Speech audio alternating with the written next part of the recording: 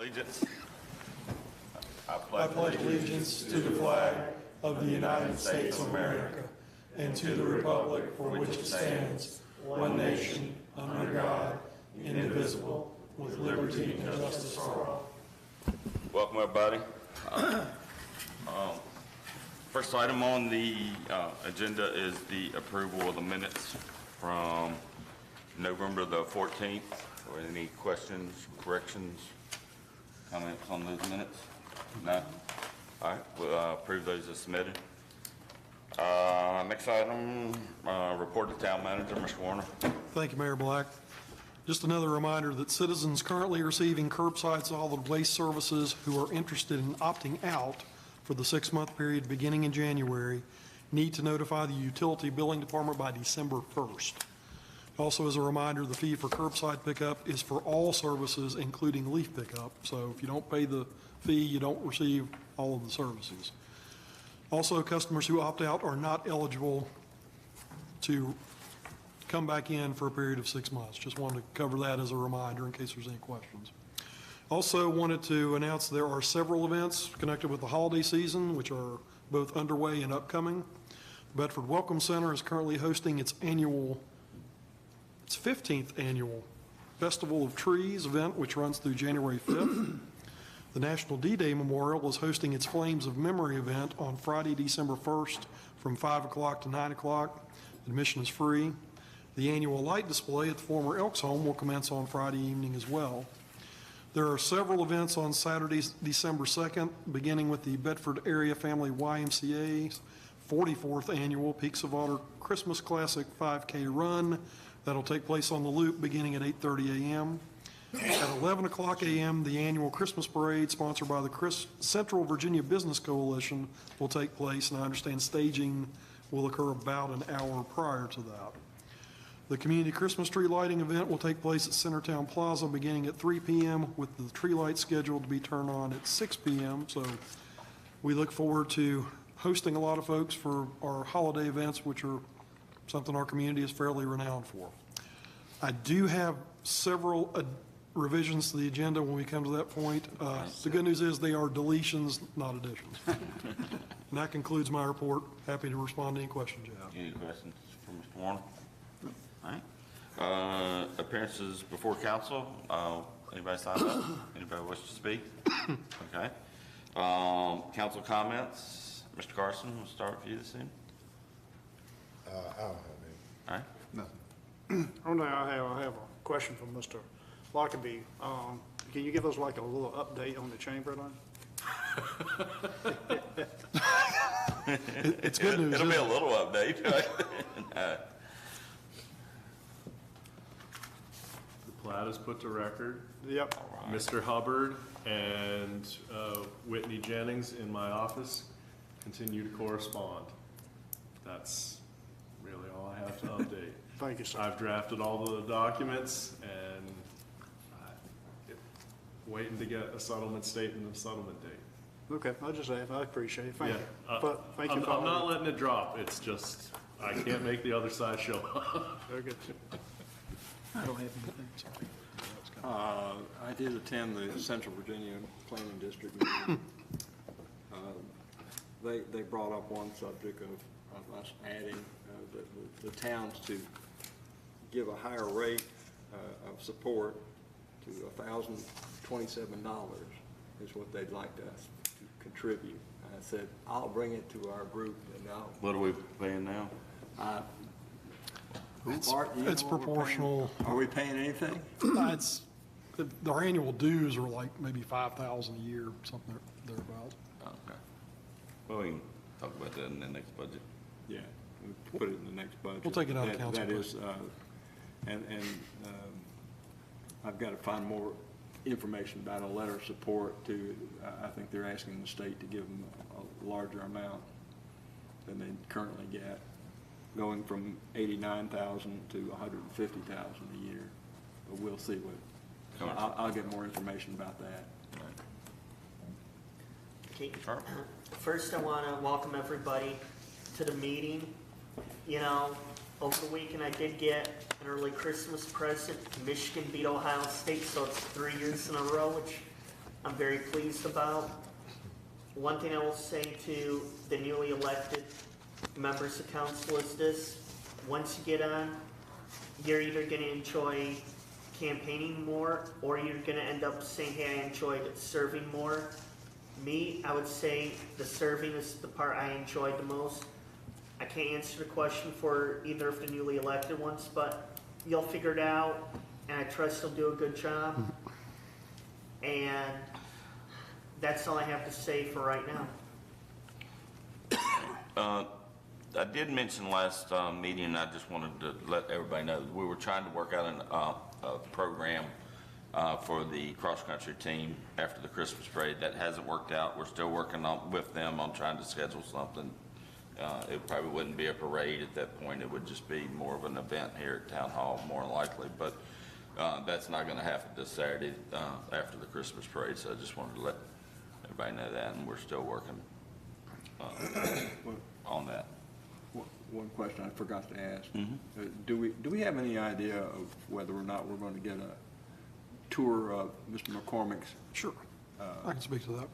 Actually, I spoke to Mr. McCormick today, and one of the things we talked about was the need to develop a timetable in reference to the remaining work on the project, and he and I are committed to doing that probably after the first of the year, before we hit the first deadline in March of 2024. Also talked to him, he is open to the idea of conducting tours of the building. We need to be careful that we don't run afoul of the open meetings rules, so probably it'll be a Noah's Ark situation, 2 by 2. He's open to doing that after the holidays for his schedule and probably your all's personal schedules, but yes, he's certainly willing to do that, and we'll talk to each of you about scheduling that in January. Of course, we haven't seen a large number of folks working there lately, so I'm still concerned about that. All right. Report of council committees. Finance. Finance Committee, we Yes. met today. I got there at 5:40 myself for the 5:30 meeting. Yeah, we went over the Brown and Edwards annual comprehensive financial report, the financial analysis, and the comments on internal controls, just a general overview, which we're going to hear more tonight from them. And we just discussed employee compensation, which Mr. Warner had addressed, is just as far as staying competitive with other localities. You know, it's something we got to look at again. We got to keep the best and attract the best. So something we got to talk about real soon, maybe as soon as the December meeting. All right. I think that was that was on the committee that's met since the last meeting. So, and then revisions to agenda, Mr. Warner. Yeah, Mayor Black, members of council, I would like to remove the following items from the agenda. The first is the public hearing regarding budget amendments for fiscal year 2023. The next one is the new business item, number 4, related to rollover and reappropriation of funds. I'd also like to remove number 5, reappropriation of funds, and also number 6, fiscal year 24 grant rollover and appropriations. The reason for that is the advertising requirements. We have actually advertised these matters to be heard at the December 12th meeting, but we did not meet the advertising deadline to hear them tonight. Okay. All right. So those items will be removed. With that, anybody else got any other revisions? All right. With that, we'll move to a public hearing for the business, professional, and occupational licensing tax, also known as BPO. Mr. Warner, if you'll. Public is advised that a public hearing on reinstating a business, professional, and occupational licensing ordinance will be held on Tuesday, November 28, 2023, at 7:00 p.m. in the council chambers of the Town Municipal Building. To wit, to implement the business, professional, and occupational licensing tax, otherwise known as BPOL, of 10 cents per $100 on retail in excess of $300 million beginning January 1, 2024. Posted by order of the Clerk of Council. All right, with that, I'll open the public hearing on the ordinance for the business, professional, occupational licensing tax. If anybody would like to speak to that? No? All right, with that, we'll close the public hearing. If I can, Mr. Warner, you said $300 million. I'm sorry, $3 million. If we have any businesses that are doing that much business, They're doing pretty good over there. Catch. God bless you and more power to you. It certainly would apply to them. Yeah. Thank you for correcting. All right. We'll move to new business, the presentation of the fiscal year 2023 audit report from Brown, Edwards and Company. Chris, welcome again. Good evening, thank you for having me. I'm Chris Banta, I'm a partner on the audit engagement, and it's just good to see everybody. Happy to be here in November. It's the first of many of these presentations I'll be doing, so it's nice to get one done in November and move into December. But I want to thank everyone, especially at the town management, Ann and her team, for getting us to this point to go over the audit with some very positive results. But it's a lot of work. Start in March. It's a couple 500-600 hours of our time. I can't even imagine the amount of time that they put into it. But happy to be here at the finish line tonight. As they mentioned, we did have a finance committee meeting right before this. I did speak for probably about 40 minutes or so. A lot more depth than I plan to go over here. However, feel free to ask any questions you have tonight, tomorrow, as you digest this document. There's a lot in these reports now. They're getting longer each year, so I understand there's no questions tonight, but please feel free to reach out at any time. So as I said, I'm going to go over the results of the audit at a pretty high level. There are 3 phases to our audit. The primary reason you engage us as auditors is to give you an opinion on your financial statements. And the financial statements are the 20 or so pages of statements and the 70 or 80 pages of footnotes that follow those statements. Every year there are new accounting standards.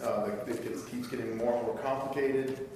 But I'm happy to report today that the town received an unmodified clean opinion in our financial statements. That means that, in our opinion, your financial statements are materially correct, which is the highest level of assurance that we can give a set of audited financial statements. So I want to commend your team on that. The second phase of our audit is you are a local government. Because of that, we have to perform additional procedures analyzing how the town serves your customers, your citizens, how you pay your vendors, how you pay your employees, how you produce these financial statements that we audit. As part of that, we have to take a deeper dive into your operations, understand what you do to prevent fraud, to prevent error, and we analyze that and look for what we call material weaknesses, situations where maybe there's a problem with the design of your controls or even the operating effectiveness of those controls. And if we have a problem we determine, we have to report those in these documents as a material weakness. Happy to report there are no material weaknesses to report this year for the town. So that's another thing to commend your team on, taking the internal controls that the town has very serious.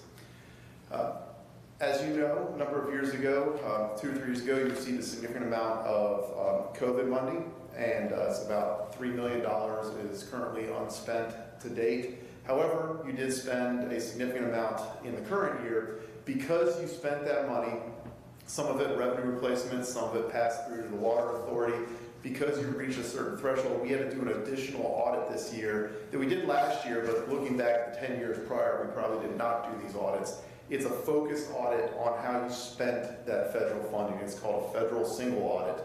And then, while an audit of the financial statements is an overview of the entire town, a federal single audit is a hyper-focused audit just on how you spent that specific federal money. We perform compliance tests. Some of it is financial. Some of it is just understanding how you submit reports to the federal agencies or to the state.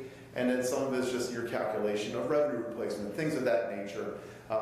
We perform compliance tests, and we also do what we call control tests to make sure that you have proper procedures to make sure you're spending that money and using it appropriately. If we have findings while doing that testing, we have to report those to you. Happy to report, if you look in this document, you'll see there are no findings to report from a compliance standpoint and no control weaknesses to report in how you spent and used and monitored and managed that federal funding. So that's the results of the audit. Also, as the audit partner, I'm required to communicate to you just how the audit went. Sometimes to get to a clean opinion, there are certain hurdles you have to overcome, significant audit adjustments, maybe disagreements with management. Could be situations where management wants to get a second opinion from another set of auditors. or maybe even just unusual difficulties in the performance of the audit. If I had certain matters like that, I would have gone over them in detail in the Finance Committee meeting, but also I would want to discuss those with you here. I'm happy to report that from a communication standpoint of those matters, very clean, no such items to discuss. So that's a high-level review of the overview of the audit results. I'm happy to answer any questions anyone has. Does anyone have any questions? Just to make sure I'm clear, you were saying that the state of the town of Bedford's financials is good. Yes. Okay. Just want to make sure I'm clear. All right. Yeah, we addressed quite a few questions in detail at the Finance Committee meetings. That's why we had questions then, but he's answered them, but feel free, the rest of you, if you need any clarification. Yeah, it was a good year because we made some significant adjustments with the landfill closure cost and still came out increasing our net position and being on the positive. You know, the solid waste fund still struggles. You know, we all understood that, and there's always going to be a little bit of an operating loss there for right now. Electric had another good year, and the revenues over the expenditures in the town were positive too. So that's a function of great work by our staff to keep things in budget, under budget, and also with us trying to be as fiscally responsible with the taxpayers' money as we can. So I think it was a good year, and hopefully those things will continue. And thanks, Brown and Edwards. Thank you all for the relationship you all have with us. We appreciate that, and Ann and your staff. And I know it's a lot of work, and y'all do an excellent job, and appreciate it. And these reports are all publicly available. Correct. Yes. Will they, have they been put on our website yet? It will be after tonight. Okay, all right, thank you. Thank you. Thank you for coming out. Appreciate it. Thank you. Thank you. Thanks, Chris. All right, next item, let's see, we remove. All right, I guess is the ordinance on the business, professional, and occupational licensing tax for calendar year 2024. During the fiscal year 2024 budget process, a business, professional, and occupational licensing, or BPOL, tax of 10 cents per $100 was included for retail businesses that generated over $3 million annually. All other businesses would continue to pay the $30 application fee. In order to accomplish this tax change, Chapter 54, Taxation of the Town of Bedford Code, needs to be updated. The changes amend the town code to accomplish the change included in the adopted budget. When the city became a town, the BPOL tax that was charged on gross receipts for all business categories was eliminated, and businesses were only required to pay the $30 application fee. The required notice of public hearing was published in the Bedford Bulletin on November 15th, 2023. We just conducted the public hearing, and tonight Town Council is requested to consider adoption of the ordinance that has been presented to you by the town attorney. All right, so we have a motion to adopt the BPOL tax. This is, do we have a motion? So moved. I'll second. Second, all right, so open for discussion. There's a couple items. Obviously, the first thing, this is what we planned on doing in our budget when we adopted our budget, was to apply this 10 cent per 100. So this is just now putting the ordinance in effect so that we can charge that as the 1st of January, correct, Mr. Lockley? That's correct. There were also a lot of Yes. technical updates, but that and creating a $30 fee, to be clear, for mobile food units, because that was in a gray area. Those were the only two changes as far as who and what rates anybody might be charged. Okay, so there was, and there were a couple other things. All right, so one, the food application fee or whatever, food truck, we can set that at any, we can, if we wanted to set that at more than $30 tonight, we could do that, because there wasn't an amount set in there for food trucks, correct? But that ordinance says we're doing everybody at $30, so I guess that's Yeah. what we're stuck with, because that's what we've advertised right now. Exactly, and if you're going to go higher than what the rates are in here, then you would need to re-advertise those higher rates. Okay, Repost it before you could act on that. all right, so for right now, then that's, but we could revisit that at any time, correct? Correct. Okay. The other part to that ordinance was, obviously, there was a lot of other, I guess, structure to taxes for a lot of different businesses that were in the ordinance previously. I don't know if everybody got a chance to read that, how there were fees for all these different types of businesses. Now, so we're talking about eliminating all of those right now. But basically, in effect, that was kind of done when I guess the council's intention, Bart, you can help answer this for me, was 10 years ago when they removed B poll tax, was to remove all of that and just charge a $30 fee per business. I can confirm that the practice has been to grant a holiday for everything except the application fee. Okay, so whether that was their intent for the last 10 years, That's what basically, we- that's basically what we, Prior administration, current administrations followed that. okay. So, Prior to 2013, this existed for Correct. years. right, Actually, at a rate of 20 cents. It's yes. re-implementing what was previously there in 2013. well, not all of it. Okay. Because the gross receipts or B poll tax was applied to every business in town. Right now, all we're saying is we're gonna apply it to the 3 business, million annually. the retail businesers that have more than Right. 3 million in sales, And at a 10-cent rate as Versus opposed to the the 20 previous cent. rate, which was 20 20 cents. cents. We're talking about a very small target here. Well, right, I mean, you know, Big company, but, I mean, that's what that's as far as, we went right. in last year's budget discussion. And we know likely it's going to affect, obviously, Walmart. And this is, my understanding is they pay this everywhere, and they were kind of surprised that they weren't paying. Am I right? That's my understanding as well. So, We spend a lot of time over there, the police, I know that. Also my understanding, yes, sir. In personal and professional roles, yes. So, I mean, I just want everybody to understand what we're doing.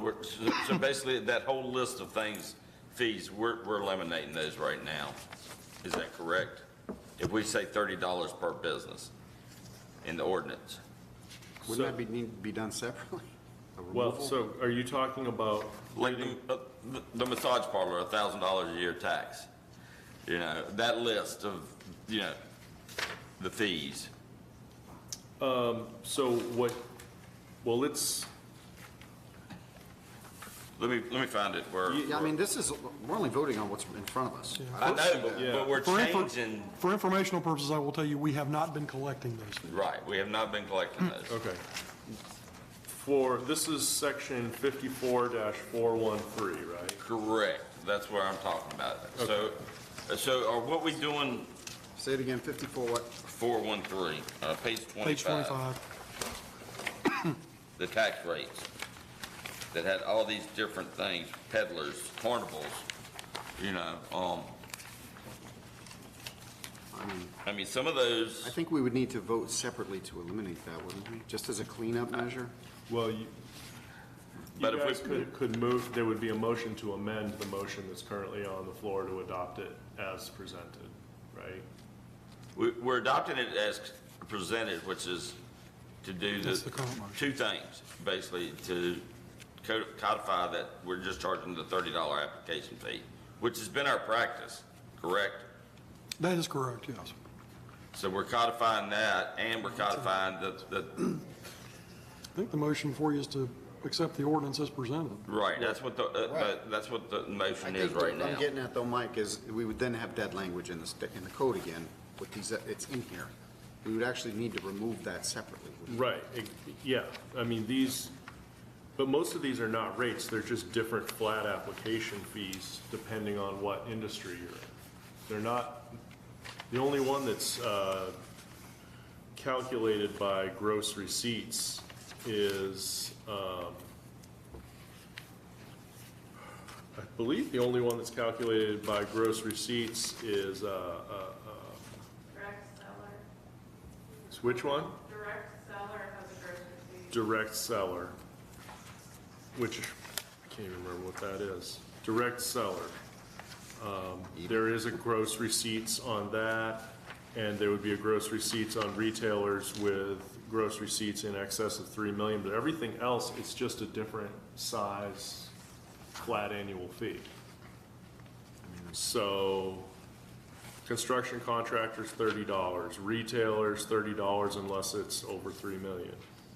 Financial real estate professional services, $30. General repair, personal and business services, $30.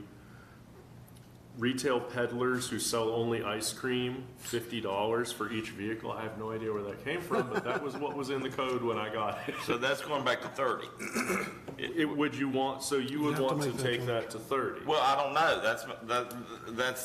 That's really It would what- be 50 if it's adopted as presented. Correct. What you see is what was in there already. So all this would stay in here, is it? That's what the Take it current out. draft has until us, because we didn't change anything except for the one thing that you asked us to change. But the way, all right, where's the action item again? Hold on. It says all other businesses would continue to pay the $30 application fee. So you're applying that $30 application fee to all businesses now, which is in contradiction to what, right? Is it? am I- We've been doing, that would continue. I know that's I know that's practice. I didn't draft the staff report. All I can say is the ordinance itself, which me, Ms. Cantrell, and Ms. Zirkle put together, we did not make any changes to the rates. Okay. So what you see is whether it was actually happening or not, it was what was supposed to have been happening since at least 2014. It would have been, without casting aspersions, it would have been great to have cleaned up the ordinance back in 2013. But we didn't do that.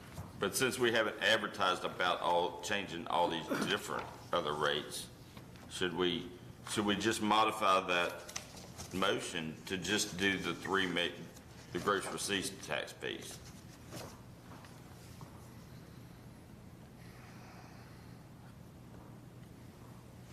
Well, that is the only change. If you all Okay. want to go through this one by one and delete stuff, No, you I- can go through and do that. I don't think we're ready to have that conversation tonight, because, I didn't know, Can I jump in? Hold on. Certainly. The language where it says all other businesses would continue to pay the $30 application fee, does that impact what is existing? right, in 53, whatever. Right. The staff report does not impact what the actual law itself says. The fact that the memo that we wrote on the cover, If we implement what was just moved upon, though, the language here. Because there's not an ordinance in here, is there? there should be an ordinance in your council package. That's what, A resolution, or there's not, yeah. well, the ordinance is what's presented to you. Yeah. That's the entire Okay. thing. And it's the clean version. I mean, Mike's got his red line. I mean, it sounds to me like we're okay to vote on this, put it in, and then at a later date, if we need to take these other items out, we can. Either take them out or adjust them, Or or adjust them, have whatever. have a discussion about whether Right. they're relative, We would need to relevant in today's, a peddler selling wares We would need to down clean it on up. the street, Just like we've done before, we need to clean it up. Yeah. We need to keep With the going. retreat.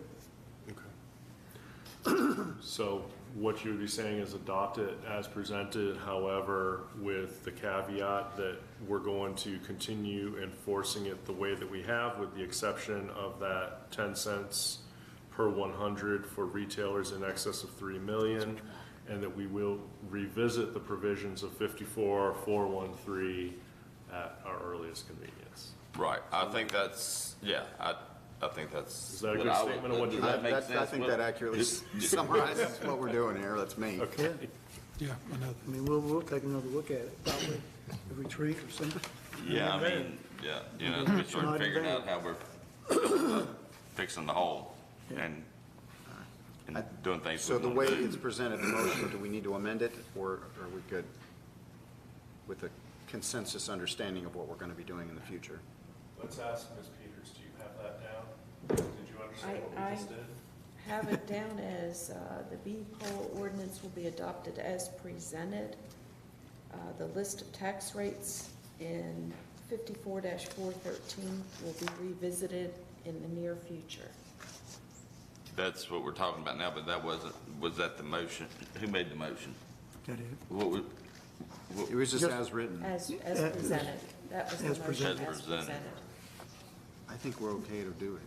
Just but address it Okay. later. I don't think. Yeah, we can go even- back and revisit it Yeah, I think, as next year presented, anytime. well, what has been presented is this ordinance here. I don't think it's going Which to cause. does not change the I don't think it's going to $30. cause chaos in the next 2 or 3 weeks No. in Bedford if we do this, so. Right, okay. All right, Do you agree? I just want to make sure we're. I think we're we good knew to what we will approve. I mean, you're right, it needs to be addressed, these other ones, Yeah, the other fees and stuff. okay. All right, so we have a motion and a second. Any other questions? Is everybody? Bruce, any questions? I'm good. Good, all right. All right, roll call. Mr. Carson? All right. Mr. Haley? Aye. Mr. Hartwick? No. Mr. Johansson? Aye. Mr. Shelly? Aye. Mr. Stanley? Aye. Mayor Black? Aye. Motion carries with 6 ayes and 1 nay. All right, next item is the new procurement policy.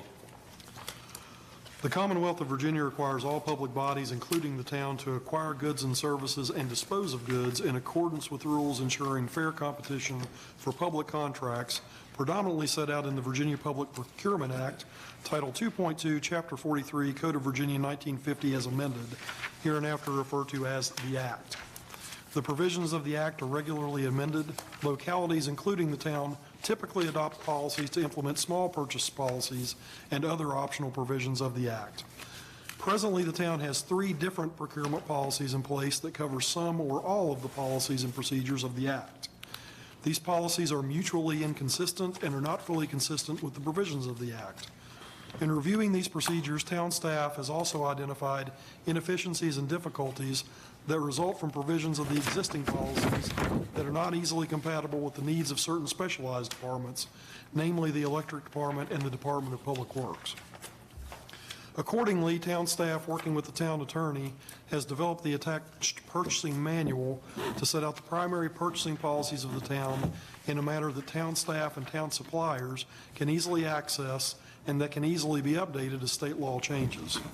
It also clarifies that the town is taking advantage of a provision in the Act that allows the town to purchase insurance and utility services competitively through nonprofit cooperative agencies such as American Municipal Power and the Blue Ridge Power Agency, which have contracts related to electric utility services, and the Virginia Risk Sharing Association, which provides our insurance coverage. Finally, as permitted by the town charter, the resolution authorizes the electric director to make purchases of electricity on the open market as necessary to maintain electric service in time-sensitive situations in the event the town manager is unavailable. The town attorney and finance director will carry out a training with town staff and any interested council members in the near future. Tonight, town council is requested to adopt the resolution repealing the existing procurement ordinances and policies and adopting the purchasing manual and associated policies. All right, we have a motion to approve the procurement policy. So moved. So we have a second. Second. Questions? Anybody? So this is just an update, on the policy, or is this a whole new policy? This is a whole new policy. It is, well, it takes 3 different sets of policies and procedures, melds them together, and makes them consistent with state law. So you're kind of just taking all of the different pieces that we have and mushing it together, and then also taking out some stuff, particularly with how you handle purchases of certain things in the electric and public works departments, to make it easier and more consistent with how you actually buy things in those industries. Like the electric department oftentimes finds itself, because of the Public Procurement Act, at cross purposes, because some of its suppliers, they're like, well, this is how co-ops and APCO do it, so why aren't you doing it that way? And so we tried to make it a little bit closer to what the suppliers will expect, so that we can frankly get them to bid at good prices, because it's not too hard for them to do it. But that was the rationale here. So let me ask, on the small purchase section, page 7. Yes, sir. So I just want to make sure I understand what this word means. Purchases, so it's in number 2 and number 3.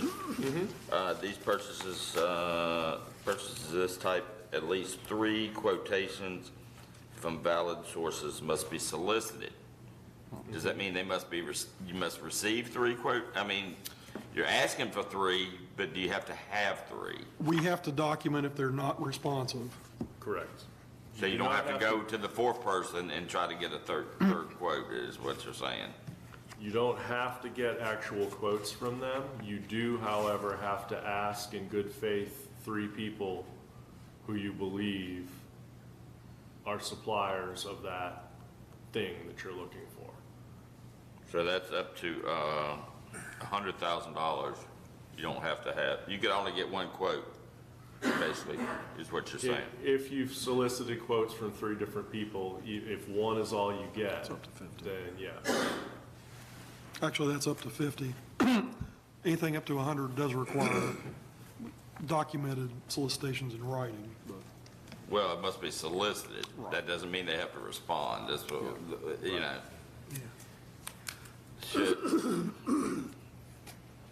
So you could only get, like I said, you could only get 1 response, and that would be what you would have to take if you asked for 3 people, instead of saying, okay, well, maybe I need to go ask 2 more people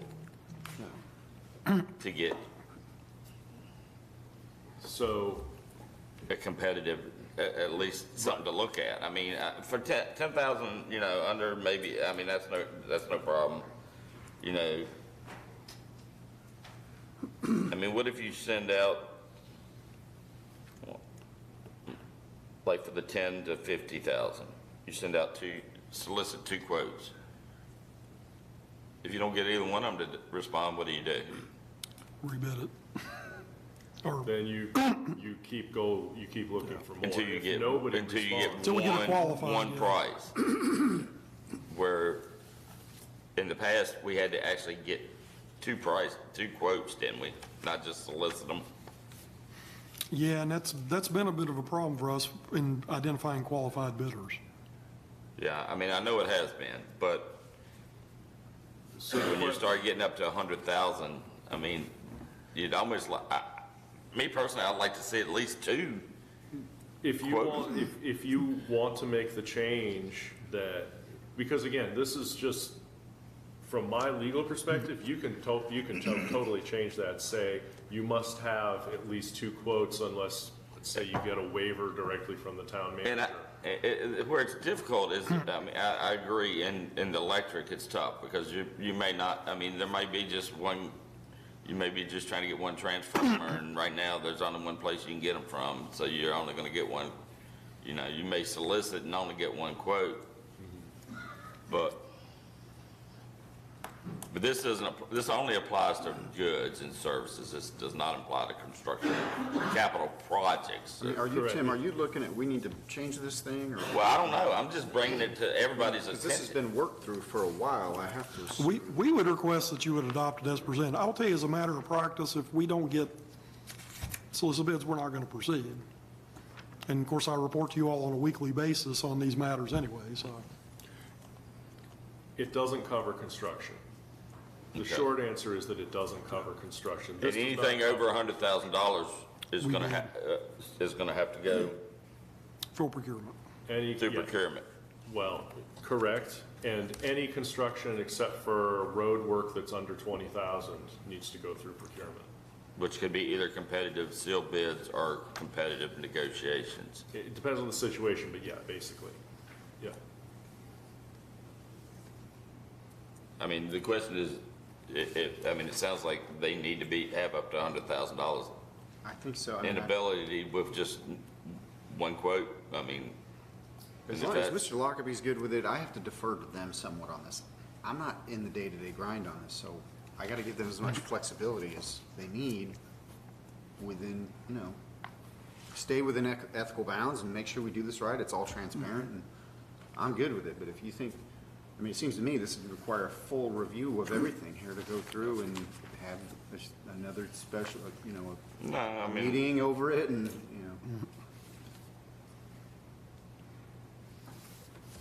any- I'm okay with it. all right.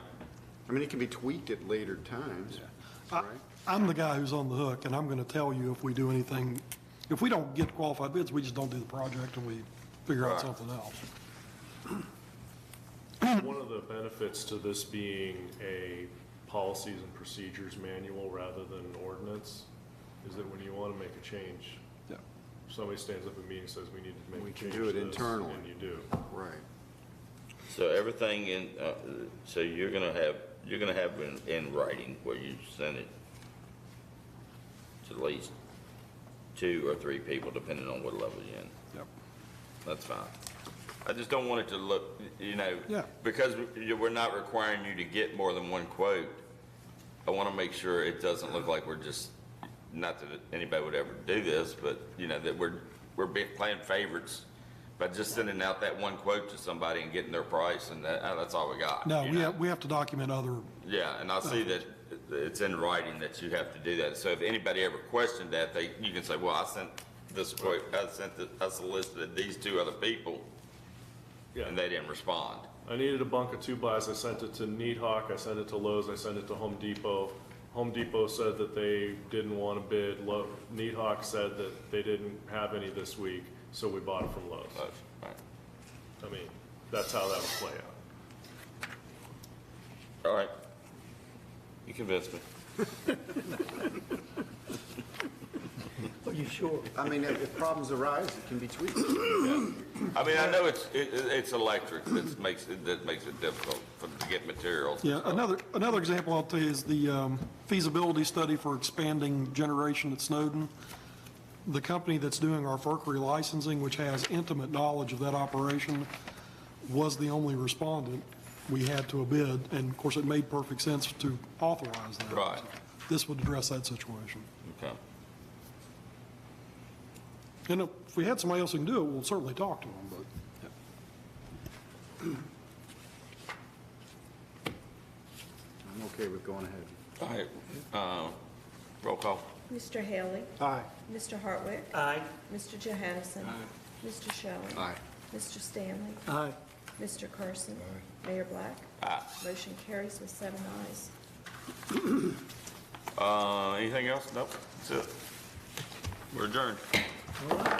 I'm sorry.